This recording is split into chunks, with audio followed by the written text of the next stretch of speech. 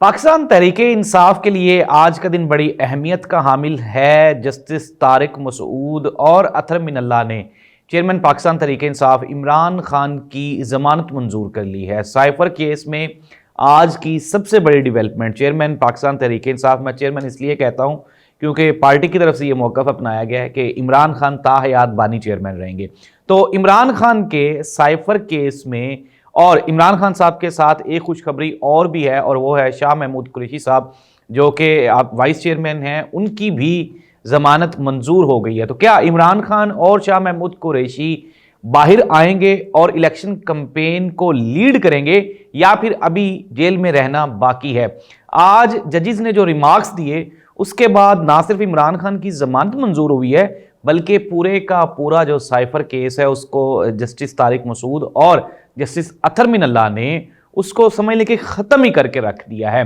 तो नाज़रीन, प्रोग्राम का आगाज़ करते हैं। आज की सबसे बड़ी खबर, इमरान खान की साइफर केस में ज़मानत मंजूर हो गई। जस्टिस तारिक मसूद और अतर मिनल्ला साहब ने रिमार्क्स देते हुए कहा कि 72 और 77 वाले हालात दोबारा पैदा करने की कोशिश की जा रही है। मुल्क की सबसे बड़ी सियासी जमात के लीडर को, उनके चेयरमैन को इलेक्शन से अलहदा रखने की कोशिश की जा रही है। उन्होंने कहा कि ये इमरान खान के साथ ज्यादती नहीं बल्कि पाकिस्तानियों के साथ ज्यादती है, क्योंकि अगर अवाम को अपना नुमाइंदा मुंतखब करने की आज़ादी नहीं तो इट मीन्स दैट कि हम आज़ाद नहीं हैं। इसके अलावा नाज़रीन, जजेस ने जो वकील थे सरकार की जानिब से, उन्होंने कहा कि क्या निगरान हुकूमत ने आपको हदायत की है या फिर आप ये बताएं कि इमरान खान को क्यों अंदर रखना चाहिए। उन्होंने कहा जी कि इमरान खान ने साइफर की वजह से, सरकारी वकील ने कहा कि इमरान खान के साइफर केस की वजह से पाकिस्तान की दुश्मन कुव्वतों को फायदा हुआ।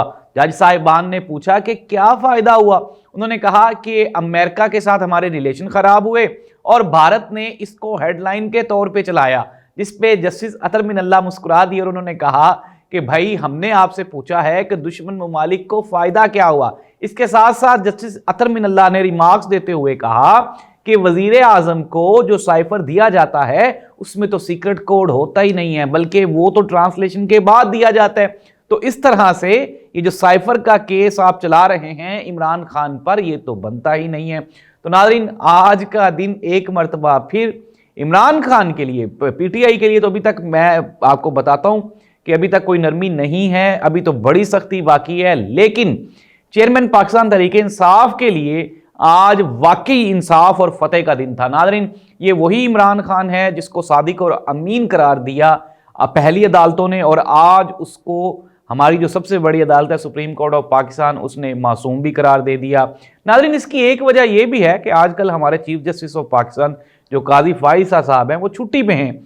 शायद वो इन तमाम ये जो केसेस हैं, इन तमाम बड़े फैसलों का बोझ अपने सर पे नहीं डालना चाहते थे।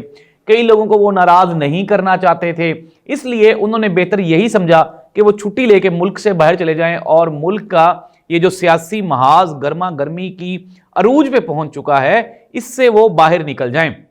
और आज हमने देख लिया, अब नाज़रीन ये पाकिस्तान में अब एक रस्सा कशी का वो चलेगा, मैदान चलेगा। एक साइड से वो खींचेंगे, एक साइड से वो खींचेंगे, लेकिन अवाम कल भी इससे मुतासिर हो रही थी, आज भी होती रहेगी। अभी हम रहते हैं प्रोग्राम में इमरान खान और शाह महमूद कुरैशी की जानिब। अच्छा, इमरान खान जेल से बाहर क्यों नहीं आ सकते वो भी मैं आपको बता देता हूँ। उसकी एक बड़ी वजह यह है कि इमरान खान के ऊपर वो 190 मिलियन पाउंड्स का केस, वो उसके अंदर भी इमरान खान की गिरफ्तारी है और तोशा खाना वाले केस में भी इमरान खान का जुडिशल रिमांड है।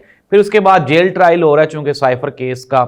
तो वैसे तो साइफर केस आज पूरे का पूरा उड़ गया, लेकिन चूंकि पाकिस्तान है, इसमें अगर हमारी अदालतों में ऐसे भी फैसले होते हैं, ऐसे भी मुजरिमान मुलजिमान बेचारे पूरी पूरी ज़िंदगी जेल काट लेते हैं जो हादसा होते वक्त वहाँ से गुजर रहे होते हैं, तो उनको ही पहले मुलजिम समझा जाता है, फिर मुजरिम समझ लिया जाता है। पाकिस्तान का अदालती निज़ाम है ना, इसलिए तो हम 135वें नंबर पे हैं।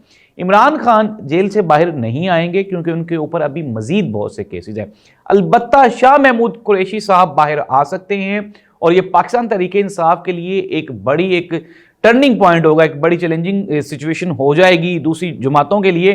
अगर शाह महमूद कुरैशी बाहर आ गए तो इमरान खान के आज मियाँ वाली उनका जो आबाई हल्का है वहाँ पर उनके कागजात नामजदगी भी जमा हो गए, लेकिन कल हमने ये देखा था, सुना था कि हमारे जो मुअज़्ज़िज़ चीफ जस्टिस साहब हैं इस्लामाबाद हाई कोर्ट के, आमिर फ़ारूक साहब भी तारीख में अपना नाम अमर करवा चुके हैं।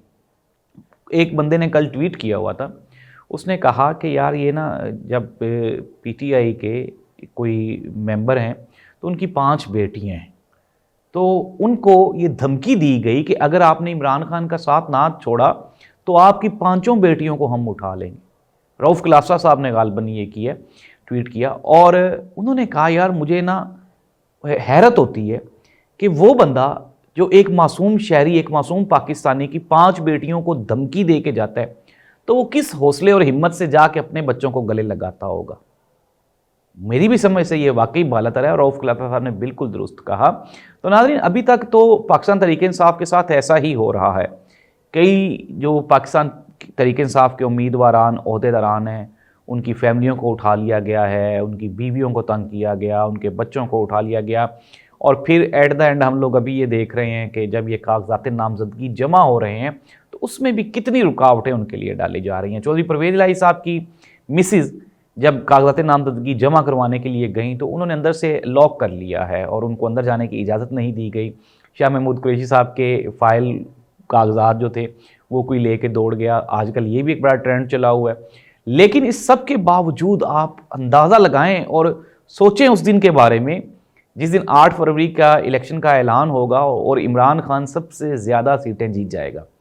केपी में मैं पहले भी कह चुका हूँ 100% जो है वो वाइट वाश है, वहाँ पे क्लीन स्वीप करना है इमरान खान ने।